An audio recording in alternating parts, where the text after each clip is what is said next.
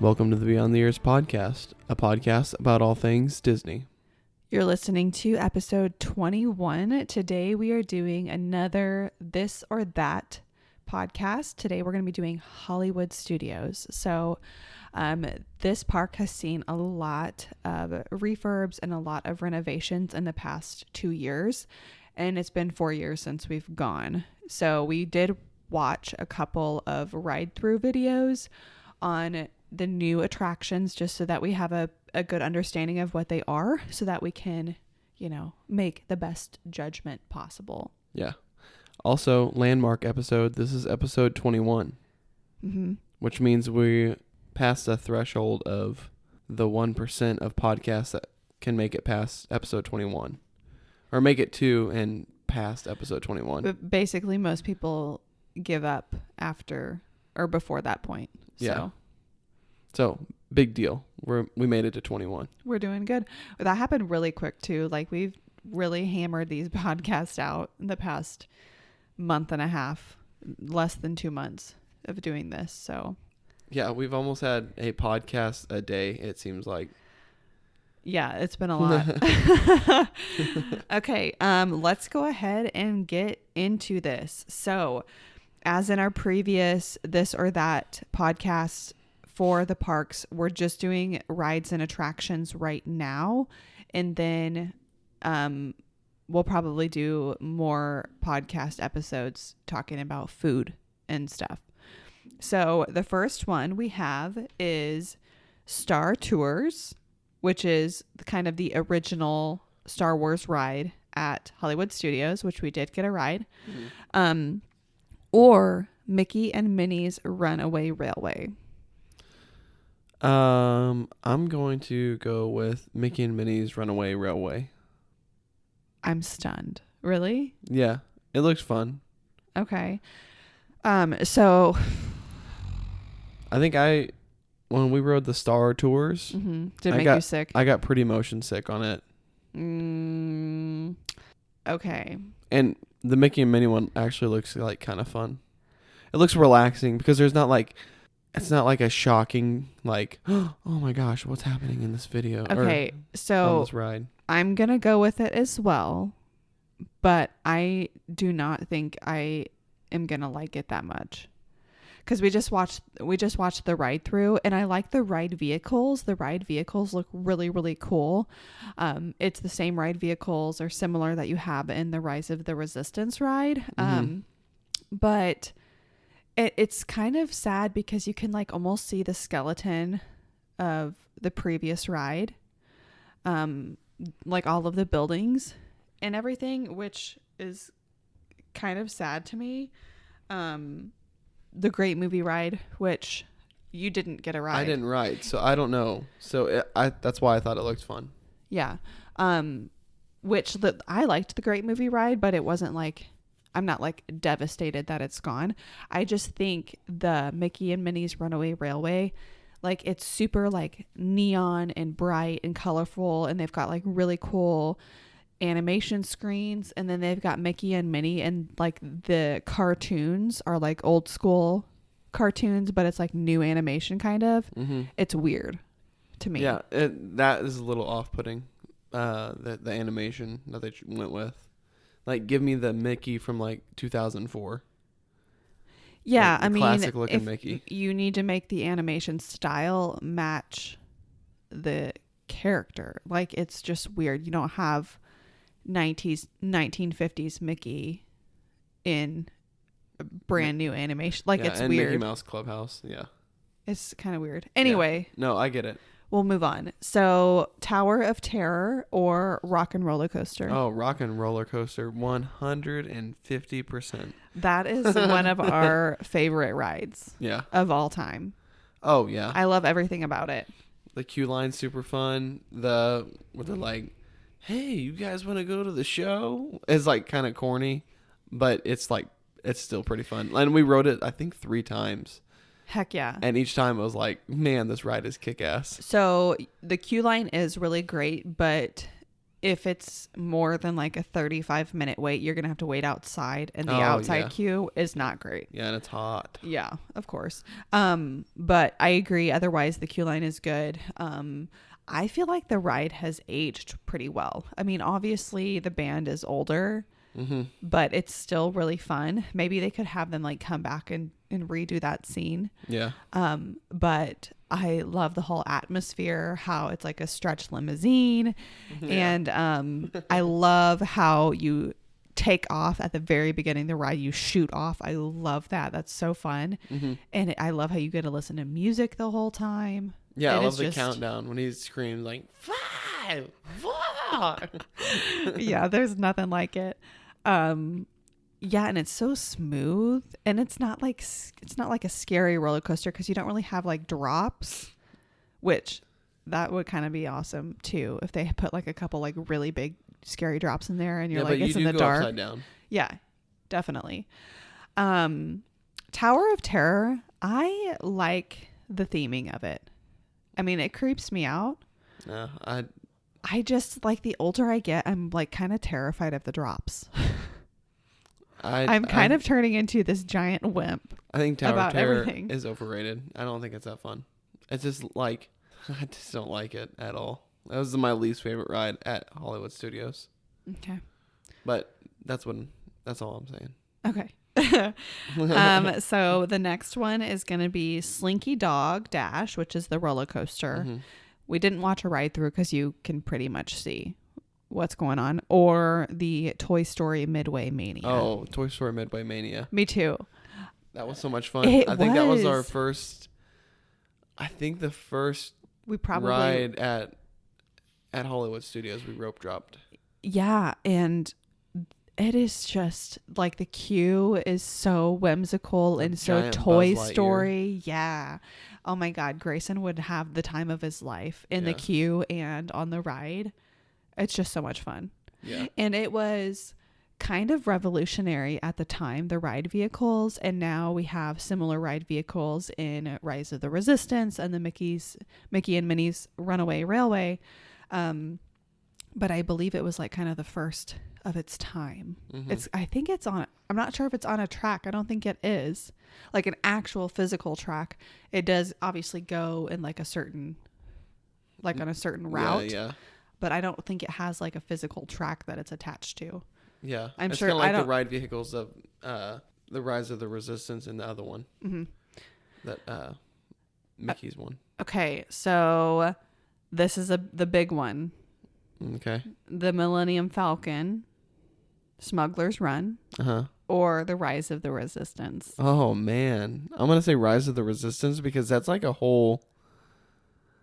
From what we just watched, that's like a whole experience. Yeah, like you're in a car, and then you get out of a car, and then you're back in another car. Oh my God, I agree. It looks so fun, and the animatronics and like the projections looked amazing. That is a very expensive ride. Yeah. To make. Yeah. Holy cow! If you think about all of the different technology that went into it and the props and the set and like you said, the animatronics. Yeah. And I liked that one where it shows Kylo like spinning around. Oh my God. I know. That's shocking. Like, is that the real guy? So yeah, if you haven't been to Hollywood Studios, like we haven't since this opened, watch a ride through on YouTube. People have full POV ride-throughs. And I was like super freaking excited just doing the ride through. Yeah, she was like, watch. Oh my gosh, give me a drop. Oh yeah, give me a drop. Oh, there's a drop. Oh my gosh. So yeah, I mean, I like how it's not just one ride. I like how it's a whole immersive experience. Yeah. Like you are, like you're interrogated by the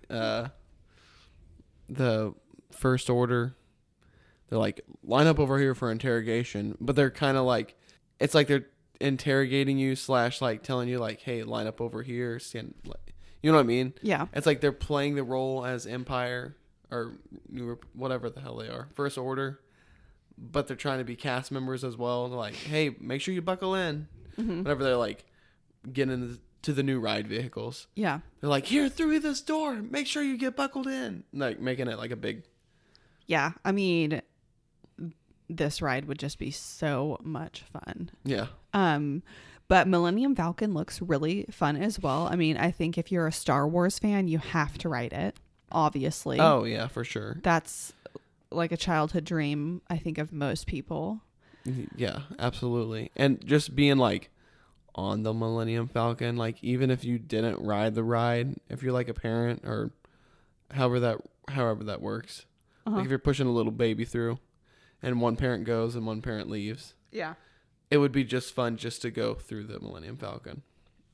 Yeah, for sure. And the detail on the outside of the ship that's like by the ride entrance is pretty spot on, obviously. Yeah. But, I mean, amazing. The queue line looked really good for both of them. Yeah, I mean, Disney knows what people care about, and they know that people want really nice queues that are inside and entertaining. We want stuff to look at if we're going to have to stand in line for 3 hours.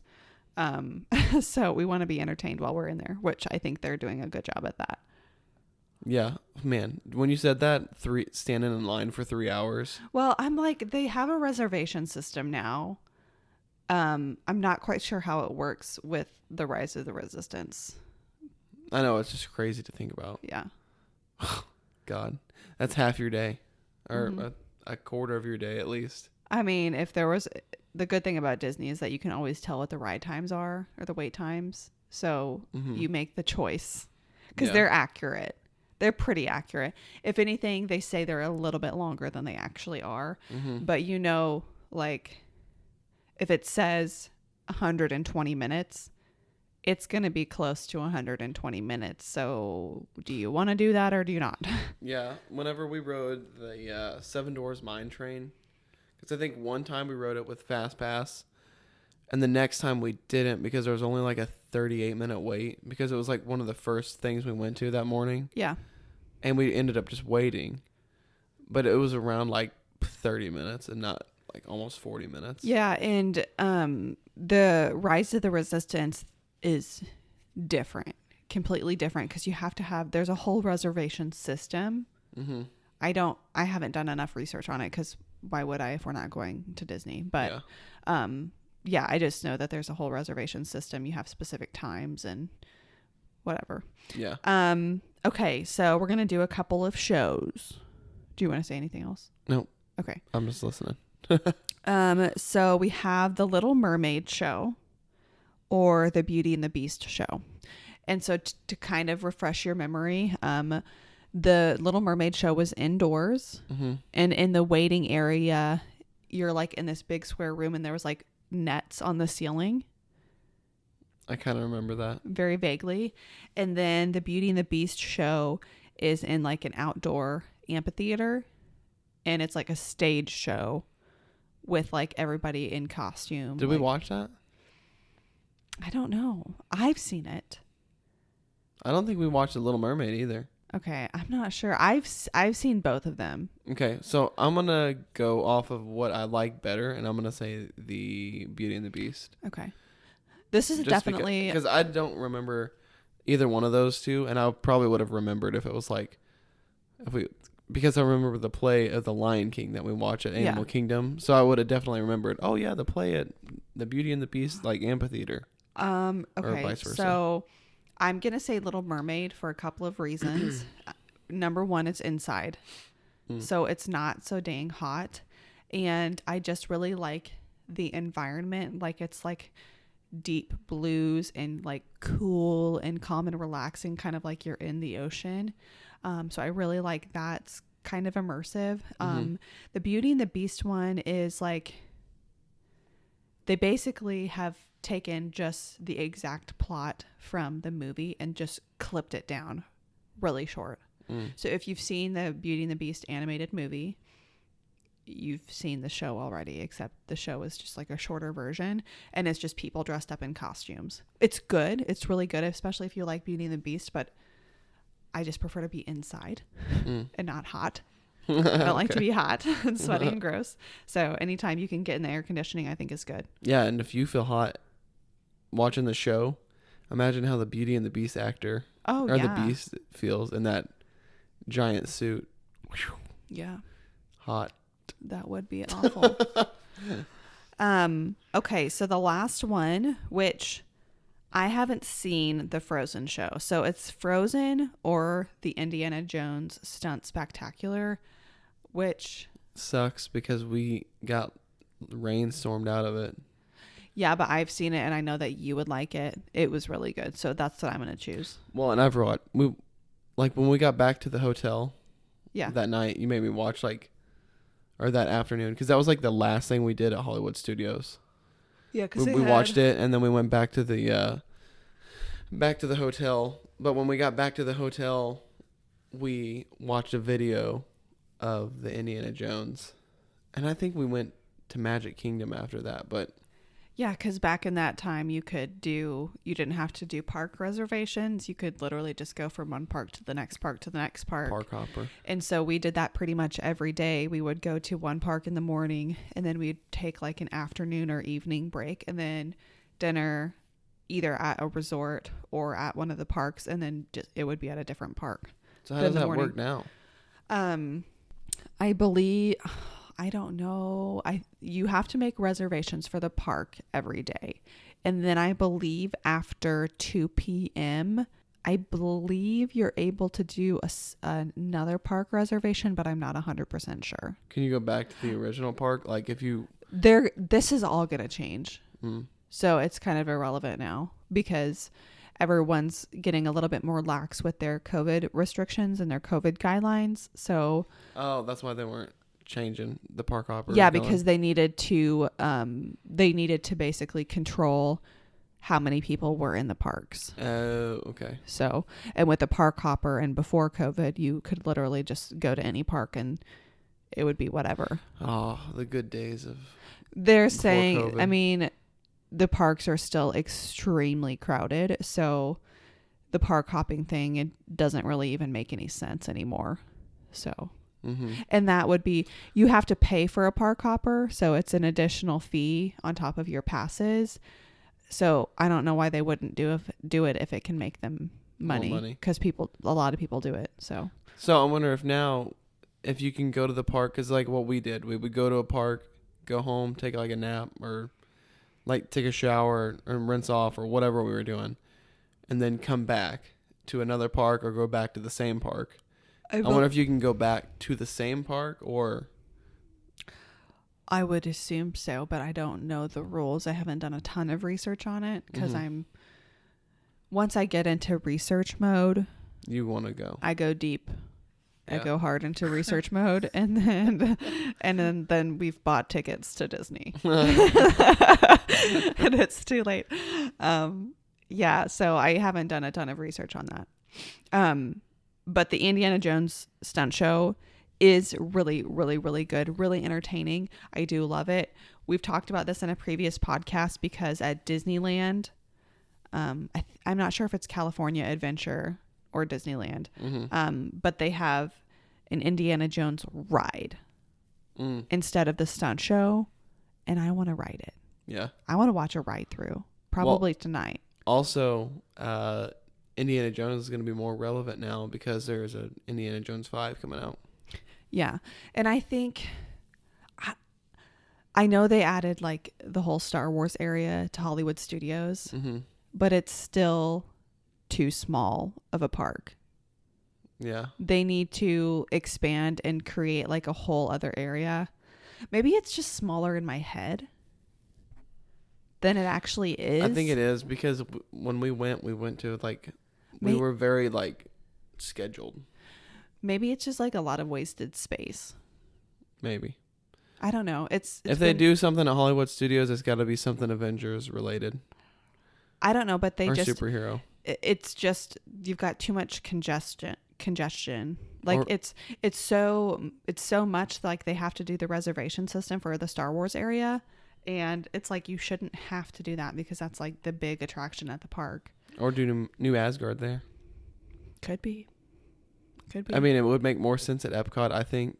But I agree because it would be in the World Showcase. We discussed. agree. But I mean, if you want to put something else there, put that there.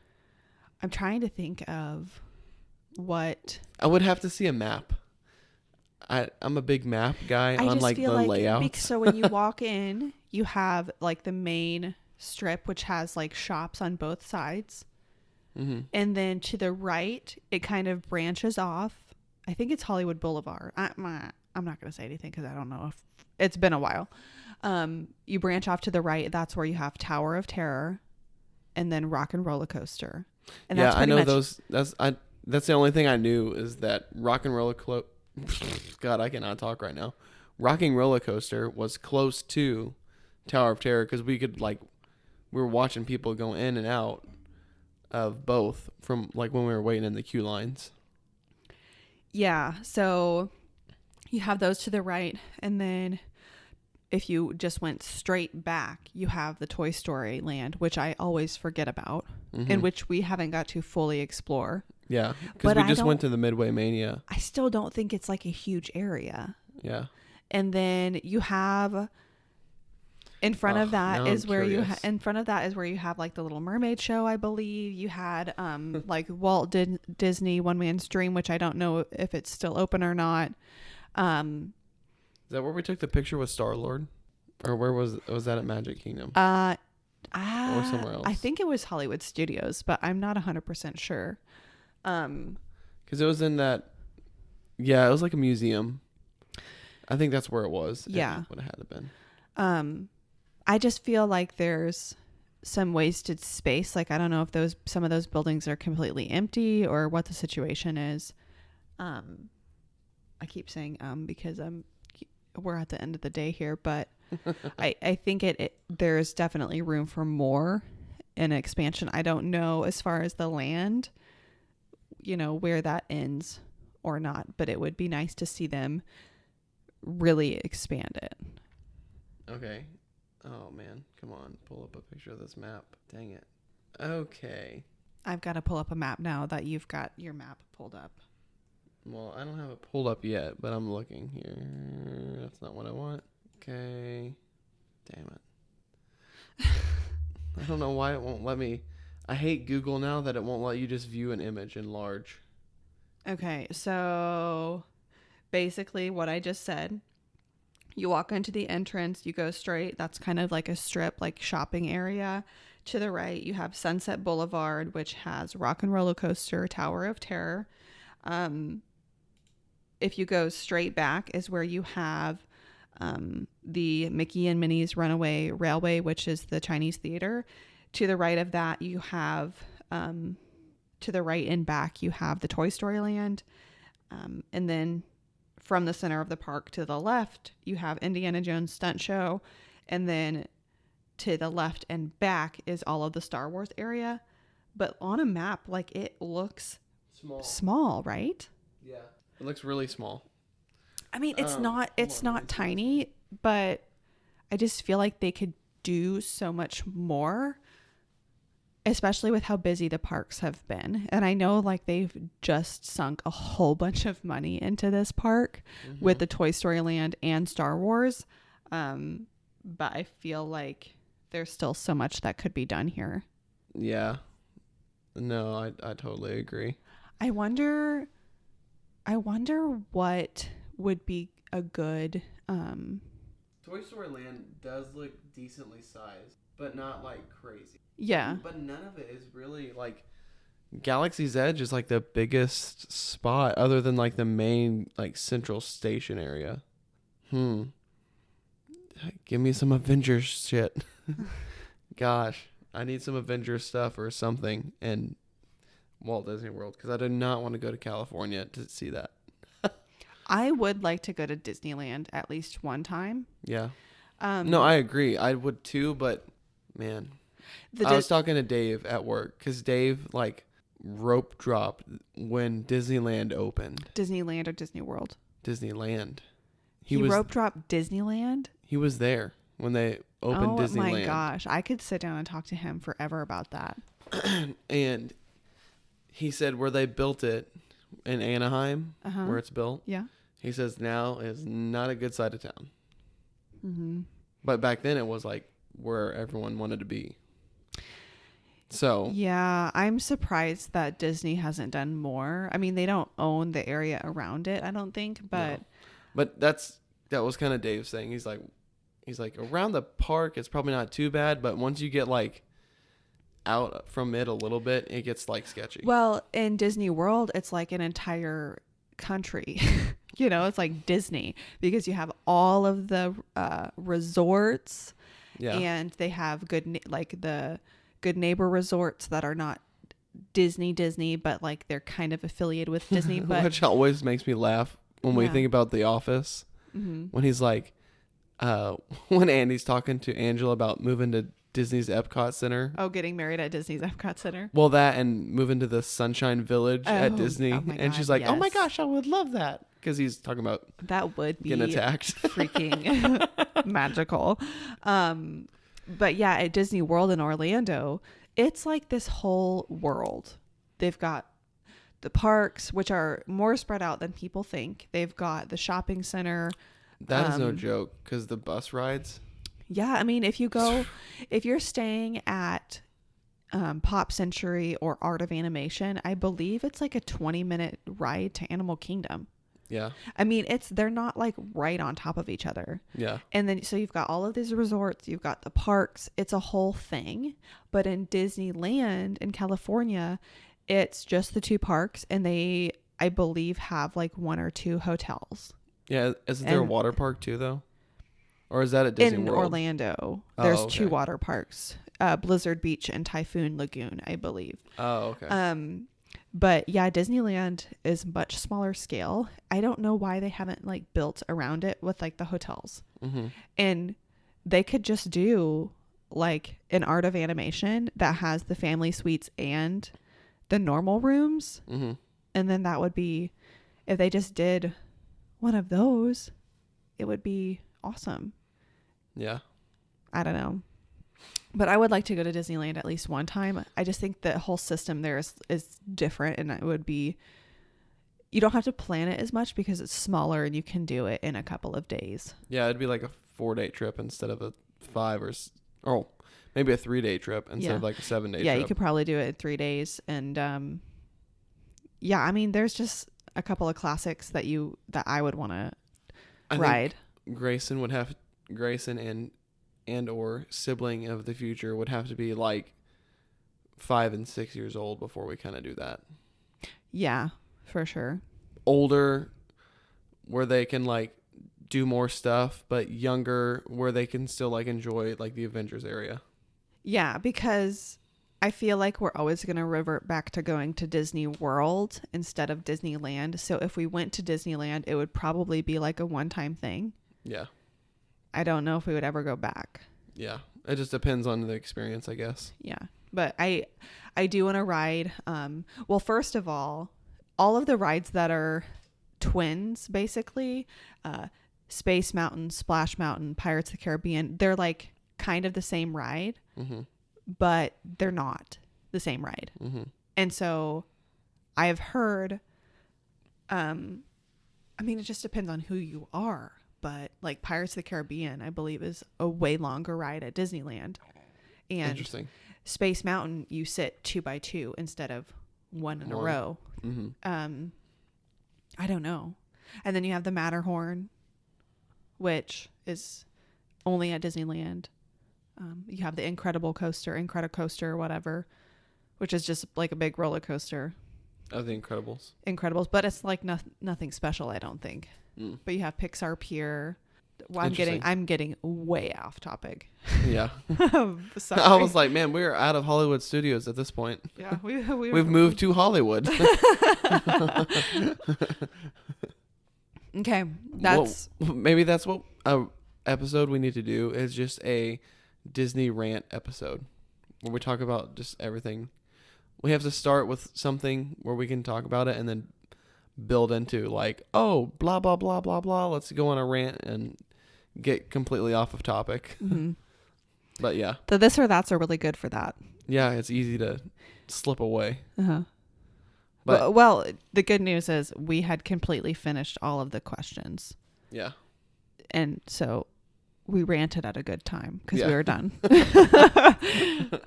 All right. What else do you have for us? Nothing really.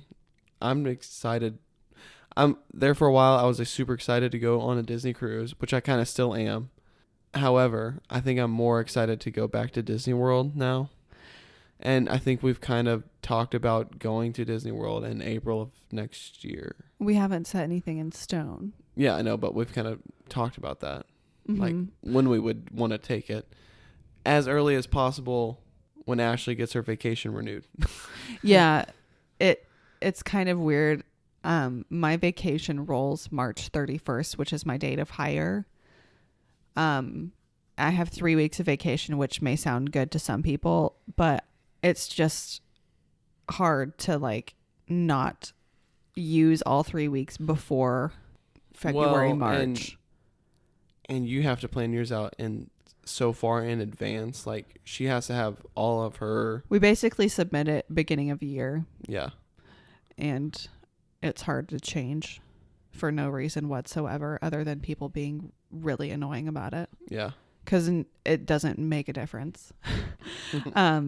But yeah, so it would have to be April because I'm not gonna sacrifice my vacation in October so that I can take a vacation in February. That sounds kind of silly, but when you work in retail, so I have a vacation scheduled right now in mid-October, and I typically try to take one in September or October because it's right before Christmas. Mm-hmm. And we're obviously not allowed to take vacations in November and December. And then what ends up happening is it's like 6 months between my vacations because I typically try to I take one. What happens is I take one right when I get my vacation time in like April, and then I try to take one in the summer, and then I try to take one in like September, October, so that I don't want to die during Christmas time any more than I already do. And then it's like I really need another week's vacation so that I could take one in like January, February. How many more years do you have to be there before that? 1.5. Oh. When I hit 10 years, I'll get 4 weeks vacation. Almost. Is it worth it? I don't know. Yeah.